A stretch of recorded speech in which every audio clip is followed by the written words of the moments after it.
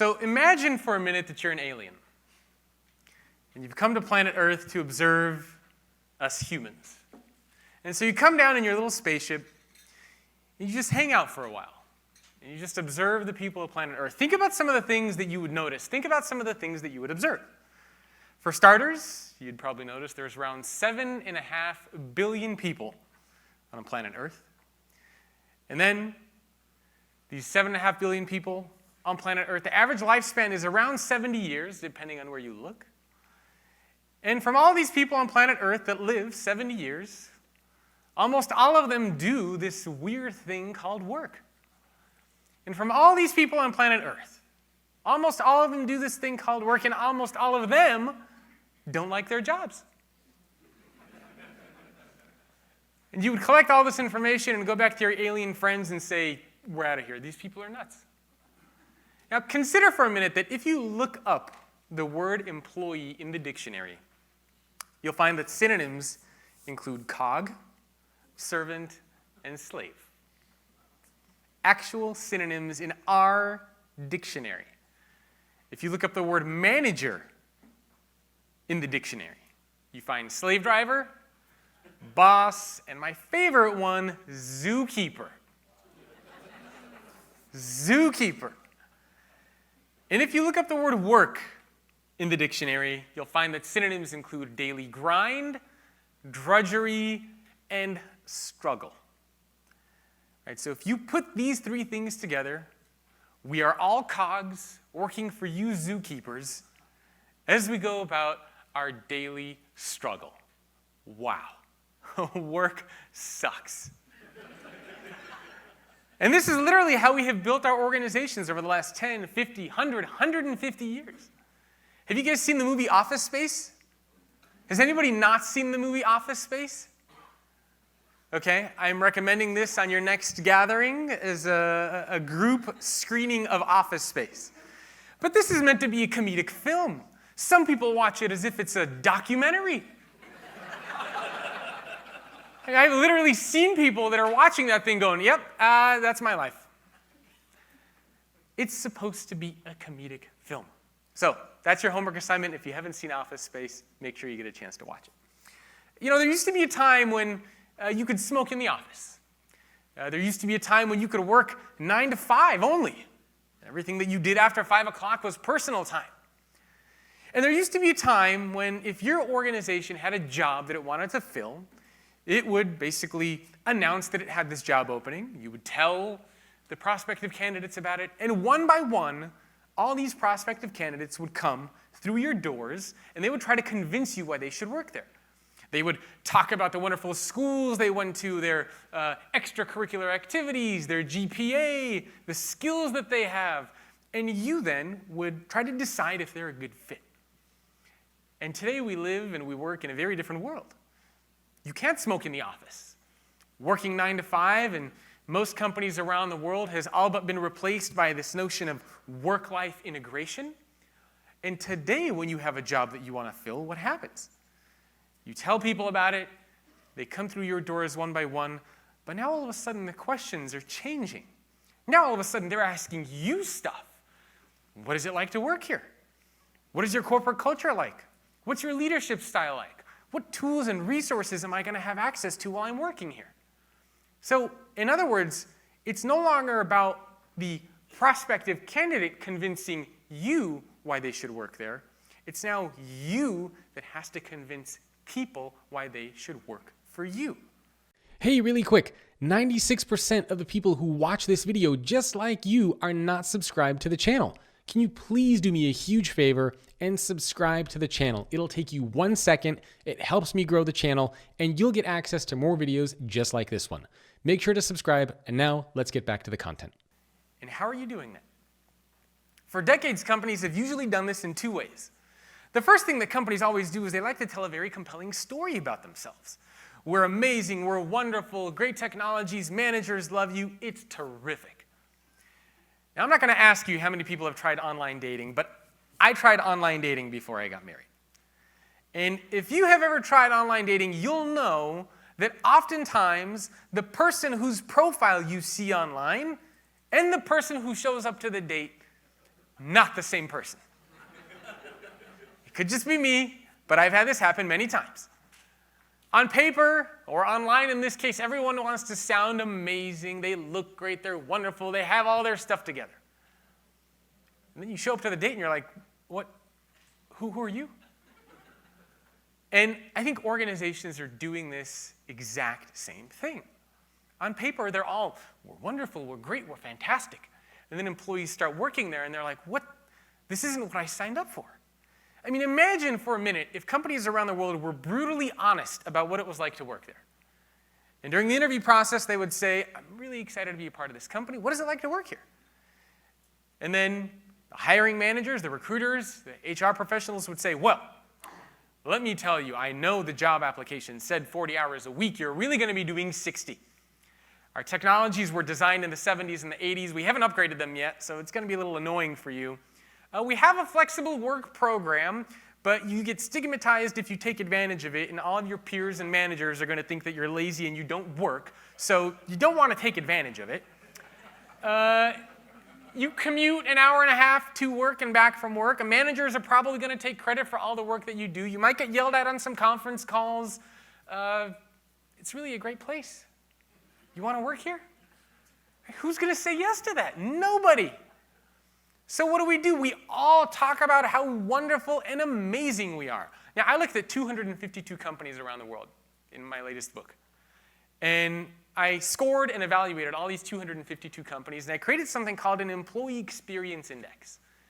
And whether I interviewed the companies at the very bottom of that list or at the very top of that list, they said the exact same thing. And I would listen to these people talk and just be like, you're clearly lying.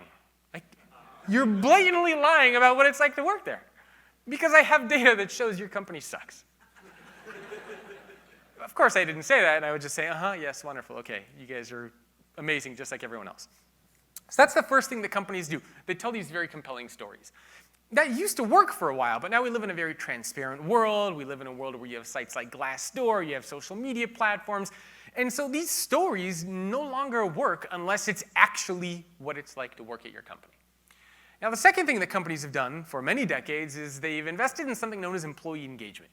Employee engagement programs, right? I mean, we're all familiar with that, kind of get the gist of how that works. But that, too, hasn't been working that well. I wrote an article for HBR recently, and one of the things that I talked about is that we've never spent more money and time and resources on investing in this concept of employee engagement. But somehow, scores for employee engagement around the world have not gone anywhere. And in some cases, they've even dropped. So how does that make any sense? How is it that we're putting more money, more time, more resources into something, and the scores are either going nowhere or they're going in the opposite direction? It doesn't make any sense. And I think what we're starting to see is that a lot of companies around the world approach employee engagement like an adrenaline shot. So what do I mean when I say an adrenaline shot inside of most companies? Typically, inside of any organization, nobody starts off on day one saying this place sucks. Doesn't happen, right? On day one, people are genuinely excited to be there. They want to make an impact. They want to contribute. They want to find out what they're working on, the tools that they're going to be using. Like, they're really excited to be there. Nobody shows up on day one going, damn it! Like, what am I doing here? It doesn't happen. So day one, people are already excited to be there. And something happens then over time where an employee's satisfaction starts to go down. And then the company here does an annual employee engagement survey, right? Once a year, sometimes once every 2 years, sometimes once every 3 years. And they collect data and they say, well, we scored a 62. That sucks. How do we get to like a 95? And they typically turn to HR and they say, hey guys, you see that number? You got to raise that by like 30 points. And the HR, and by the way, they say, and do it quickly. Do it quickly and as cost effectively as you can. But we need that score up. And so HR comes together and they say, all right, well, I don't know, anybody got ideas? And then somebody says, yeah. Hot yoga on Tuesdays. And they introduce hot yoga on Tuesdays. And guess what? Temporarily, the satisfaction goes up. then it goes back down. And then HR comes together again and they say, all right, what about free food on Fridays? That sounds good. Let's do that. And guess what? Satisfaction goes up again. And this is how companies view employee engagement around the world. Even in the Bay Area, right? I mean, I live in the Bay Area now, and I see this all the time. You talk to companies and you say, do you have an employee engagement program? And they say, yeah. And I say, what do you do? Oh, we got great gyms, free food, you can bring your dog to work, you get haircuts. What the hell are you talking about? Right? This is how they view it. And this is a very, very dangerous way to build your company, because what it does is it teaches your people to be there because of things that they get. Imagine for a minute you're in a relationship with somebody simply because you get nice things. What happens when one day you don't get the nice thing? You leave. Right? You leave. There's a concept in psychology known as the hedonic treadmill, which basically states that we as humans are very good at adapting. And the reason why this doesn't work is because the new cool thing that you introduce, the perk, the free food, we get used to it. And so for a couple of months, it's cool and it's interesting and it's intriguing. And then one day you show up to work and you're like, free food, whatever. There's a dog. What else you got? What else you doing for me? And so you keep having to think of like new things to do. Right? Oh, we'll massage you at work. Will you get a nap pod? What do you want? Just tell me what you want.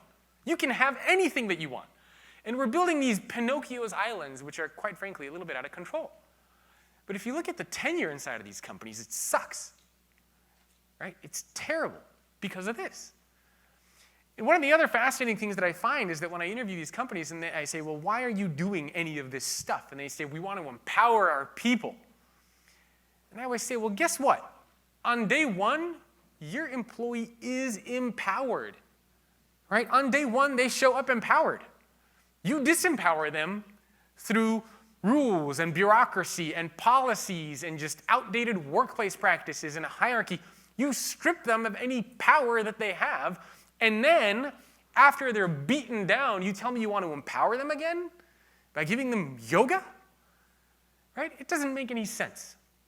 So how about instead of disempowering our people, we keep them up here in this level? Right? Why don't we keep them empowered to begin with instead of trying to figure out how to empower them after we've already beaten them down? So this is how most companies around the world view employee engagement programs, and it doesn't work. Right? It doesn't work. It's not sustainable, it's not scalable, it's not practical. So what is it that some of the world's leading organizations have figured out? So if this kind of approach doesn't work, then what does work? There's a psychologist by the name of Thomas Gilovich. I actually had him on a podcast that I did last year. And he did some really cool research where he looked at how is our satisfaction level impacted depending on if we invest in a physical good or if we invest in an experience. Right? So imagine you buy an iPhone versus go skydiving. Something like that. And so what he found is that if you invest in a physical good, what starts to happen over time is your satisfaction goes down. Over time, the satisfaction goes down. But guess what happens if you invest in an experience over time? Your satisfaction goes up. So when we look at the world's leading organizations, that's what they've figured out. How do we make it feel like when employees start working here, they didn't just buy something, they invested in an experience? And that is ultimately what I really want you guys to think about, right? How do we make it feel like when employees are working for us, they've bought into an experience? They didn't just sign some paperwork. It's not just a transaction. They are here because of an experience.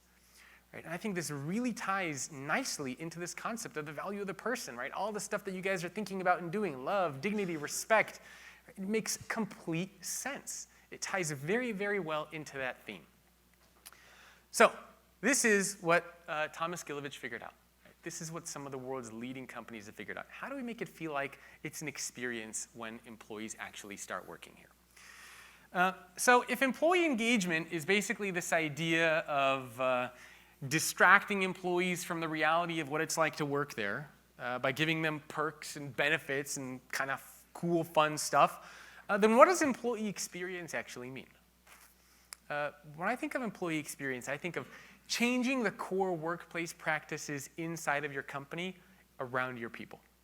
Now, it doesn't mean that perks are bad. It doesn't mean that cool offices and free food and it doesn't mean this stuff is bad. But it's not a strategy.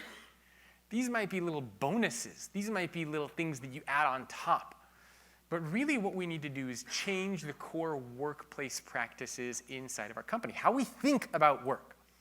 And now for a while, I always used to think that employee engagement was at odds with employee experience, and they're different, and employee experience is taking over employee engagement, and it's like this whole transformation. But these things are actually very related. The big problem that I think we've seen so far is that employee engagement is this thing that sits in the middle. And we want this outcome, this ROI here. And for a long time, we've just been very obsessed with measuring and influencing engagement, but we don't spend enough time trying to figure out what comes here. What comes before we do that? How do you create the engaged workforce? You can't just measure and influence the output of something. You have to figure out what the cause is. An engaged workforce is the effect. The cause is experience. The cause is changing the core workplace practices. That gets you an engaged workforce. That gets you an ROI. And we've just been neglecting this piece. Right? We've been neglecting the experience piece. We've been very just focused on the engagement piece, which doesn't make any sense. It doesn't work.